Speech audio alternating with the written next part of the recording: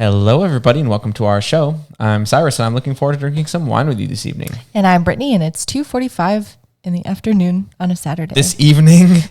This evening. Okay, cool. Well, today we will be reviewing two wines from South Africa. And as usual, I brought a red. And I brought a white. Intro.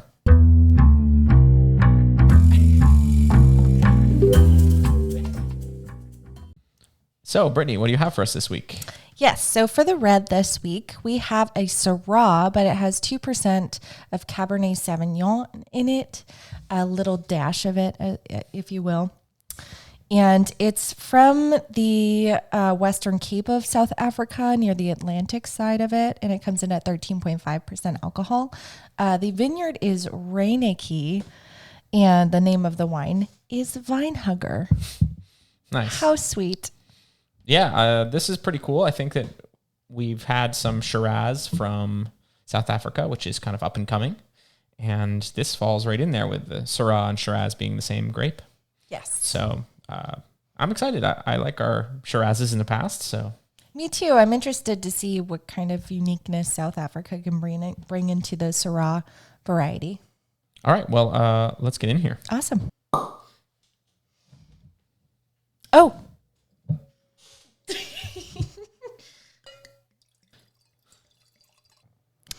All right, so first look into the glass. It's definitely red. It's a little brown. It's a little brown. Yep. But not a ton. Which is interesting. It's not that old, so it's getting the brown from something else. Well, should we take some sniffs? I think so. Great.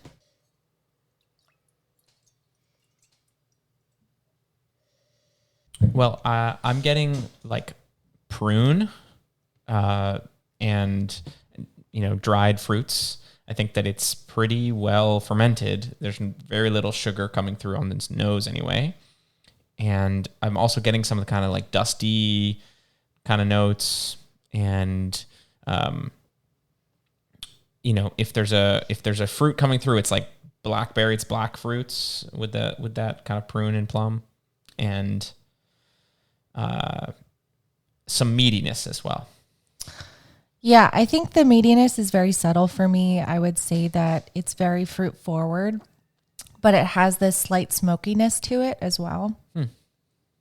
And I do get that sort of dusty feel, but I think it's moving me towards like cigar smoky instead of, full on dusty or twiggy or anything. I'm not really getting twiggy. I'm getting more of that smoky. Yeah.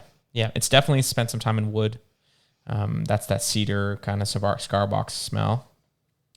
It smells pretty good. Usually we like this kind of smell. We'll see. Yeah, I think so. I think it smells pretty sweet, but I don't anticipate that it's going to taste sweet. I didn't think it smelled that sweet. Yeah, but I think I smelled sweetness for sure. Interesting. Well, I guess we'll have to get in here and taste it to find out. Don't dare me.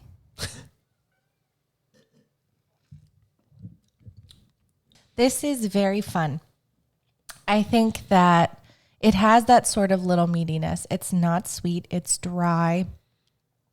And it has that smokiness for me still. I still feel like it's tobacco-y, cigar-like, but it's very classy, very classic tasting. It's very acidic for a red, I would say as well. Yeah. And I love the aftertaste. It's just giving me that nice fruity taste, but not the super sweetness of the fruit. It's sort of that bitterness that comes in. Yeah, for sure. There's like some pith kind of tastes.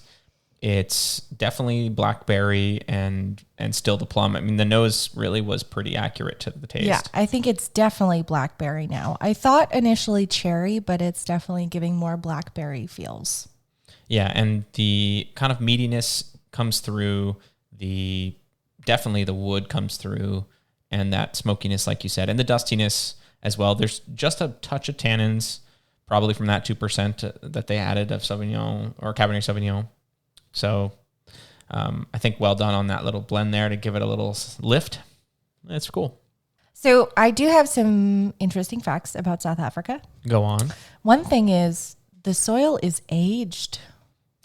It's old. It's 600 million years old. You would think that of the whole earth, but I guess that, us Americans, we like our new fresh soil instead of the old dirt soil that South Africa has, dinosaur dirt, essentially. But, they started growing grapevines a little later. And so grapes are relatively new to their land. And so it's really interesting to mix the two, the aged soil and the new kind of grapes. So it gives it this sort of distinct flavor because the soil's so aged. Yeah, and they have really rocky coasts with like granite from kind of left over from the ice ages. So they have really, really good drainage, which means happy grapes. Exactly. Also, an interesting thing that I found was that brandy is huge in South Africa. It still is, but initially it was very important where, settlers would travel a lot. They'd be on the water for a long time. And so they'd want their alcohol. And they would come to South Africa to get a lot of brandy and really well-made brandy. Brandy that you can't even find in the U.S. nowadays. So it's great. How does it relate to wine, though? Well, brandy's a wine. So because many of the ports were stops for Dutch and East India Trading Company on their way east, wine on its own would just turn into vinegar while they're traveling. So they started distilling it out to brandy. So that's why it kind of relates. They tried the wine thing, but then they're like, nope, doesn't work for us when we're traveling for long times. So let's make brandy out of it. And it just worked. So overall impressions for you, Cyrus? Yeah, middle of the pack. I think that the flavor is really interesting. It's just not for me, I guess. It's very smoky and very acidic for red, and that makes it like a really interesting taste, but not necessarily one that really appeals to what I usually look for in a red. I do really like that touch of tannins they added, so I think it's a pretty well-made wine. But just not for me. So probably middle of the pack or even middle, lower third. Yeah, I think for me, this one's just way more sophisticated and just blows my mind, the uniqueness of it. And we like a lot of Shiraz/Syrah type wines. And this is really hitting the ticket for me. I think that it's definitely going towards the top list for me. Maybe not number one, but definitely creeping towards that. Well, this is our first one in a while that we really disagree on. All right, we're taking a short break, but we will come back. Stay tuned. Smells interesting. Look, we're professionals around here. Oh no, the world's gonna blow up. If it does, I'm done. Yeah, that's how that works, yeah. Oh, one more sip. If you have a problem, you must whip it. Whip it good. We're not professionals. So I can zoom in and we'll still look crisp. Yeah. I like looking crisp. Yeah. So, okay. Sorry. I'm not a professional. Alrighty, everybody. Welcome back. So Cyrus, what do you have for us this week? Well, I have a Chenin Blanc. It's a 2020 from the Swartland in South Africa, and it is called Kloof Street. It's by a couple of winemakers by the name of Chris and Andrea Molyneux. And Chenin Blanc is a kind of a, I wouldn't say up and coming. It's been around for a really long time in South Africa, but it's kind of coming back into its own. For a while was like a blending grape that they would use, and now there's a lot of kind of, wines where that's the Chenin Blanc is the star. Mm-hmm. And what's interesting that we pointed out before filming is it's 13% alcohol, which seems really high. For a white, yeah, for sure. I'm interested in seeing if that is a good thing or a bad thing. I'm interested. I think I'm excited because I feel that we've had good good experiences with Chenin Blanc. So yeah, I like the creaminess that you tend to get from them, and I'm hoping that comes through here. But I hope so. Let's get it open. All right.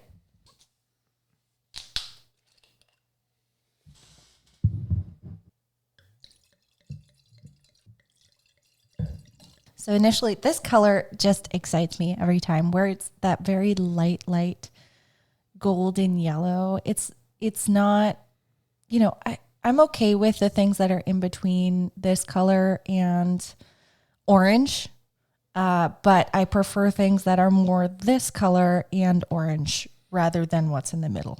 Yeah, this is like a straw color, I would describe it as, and it does look nice. There were some bubbles right as we poured it, but they seem to have dissipated, so probably just stored under pressure. Well, let's smell it. Awesome. All right, so I think I'm getting a lot of honeysuckle, just floral honey. It smells super sweet, but not super desserty sweet, if that makes sense. Yep. Yeah, I'm getting some kind of citrus as well. Maybe orange or nectarine or that kind of style of citrus, like a sweeter citrus rather than just the lemon or lime. Definitely some, apple, pear, kind of those lighter, classic white flavors. And honestly, it smells pretty inviting. It really does. I think that it's going to be well blended. It's going to be well done in terms of how it's been made. And despite being 13%, it didn't burn the nose hairs. So not really. Well, let's get in and taste it. Awesome.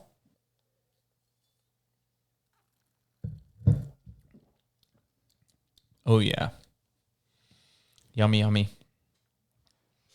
There's the creamy. It is a little creamy. It's not insanely creamy. I'm sure I feel like we've had Chardonnays that are more creamy. Mm-hmm. But I feel that this is the right amount where it's super acidic. It does have that slight sweetness. Right when it hits your tongue, it's like, hello. It is a little spritzy, but it's not to the point of like it's a water seltzer or something.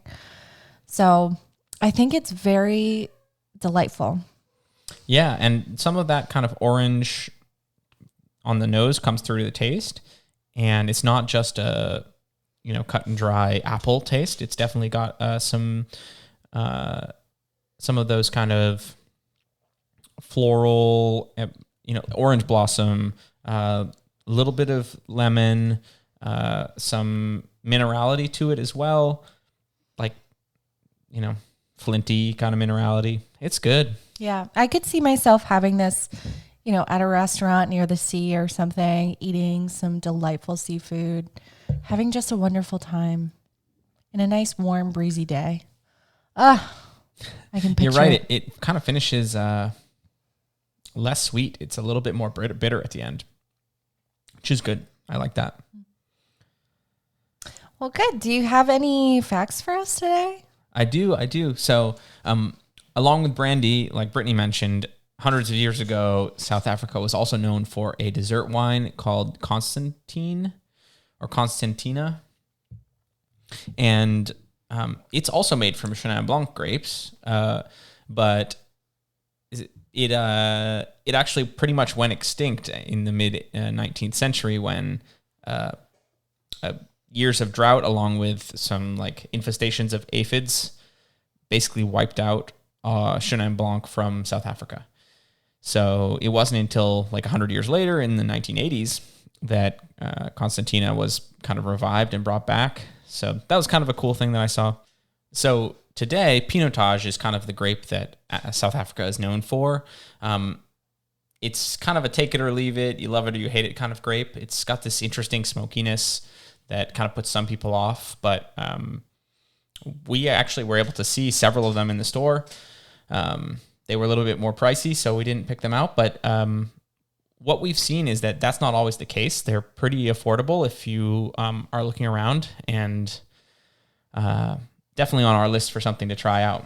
Yeah, I think that I'm interested to try the ones that we have seen at our local stores. There are surprisingly a lot from South Africa that seem to be very inviting and interesting even to just look at, So it's very much available, and I think I highly recommend it so far. Yeah, we saw some interesting kind of old world styles, but with new world kind of twist, like, Grenache, Mourvedre, kind of Southern Rhone blends, but done in the new world kind of big, bold style. I thought that was really cool. So, well, Brittany, what are your thoughts on the white wine here overall? Well, I think that they're doing the right thing with their soil. Don't get new soil because it gets better over time.